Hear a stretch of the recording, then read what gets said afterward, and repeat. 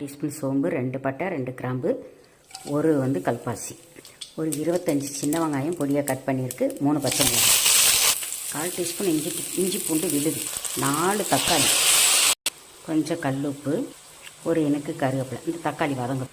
1/2 மூடி தேங்காய், 1 டீஸ்பூன் சோம்பு, 1 டீஸ்பூன் கசகசா. நல்லா நைஸாக அரைச்சிட்டு வந்துடலாம். இதோட 10 முந்திரி பருப்பு சேர்த்து அரைச்சிக்கோங்க. முந்திரி பருப்பு இல்லைன்னா பொட்டுக்கல்ல போட்டுக்கோங்க. மஞ்சள்தூள் 1/4 டீஸ்பூன், மிளகாய்த்தூள் 1 டீஸ்பூன், மல்லித்தூள் 2 டீஸ்பூன், கரம் மசாலா 1/2 டீஸ்பூன். ஒரு வதக்கிட்டு தேவையான அளவு முருங்கைக்காய், அரைச்ச விழுது போட்டு வதக்கணும். குழம்புக்கு தேவையான அளவு தண்ணி ஊற்றி நல்லா காய் வேகட்டும். காய் எல்லாம் பச்சை போய் குழம்பே ரெடி ஆயிடுச்சு. இப்போ கடைசியாக கொத்தமல்லி தழை பொடியாக கட் பண்ணது போட்டுக்கோங்க. இந்த குழம்பு நல்லாயிருக்கும். இந்த மிளகாத்தூள் மல்லித்தூள் போடுறீங்க இல்லையா, அதுக்கு பதில் நீங்கள் குழம்பு தூள் கூட போட்டு வைக்கலாம். நல்லா டேஸ்ட்டாக இருக்கும். இந்த குழம்பெல்லாம் எங்கள் அம்மா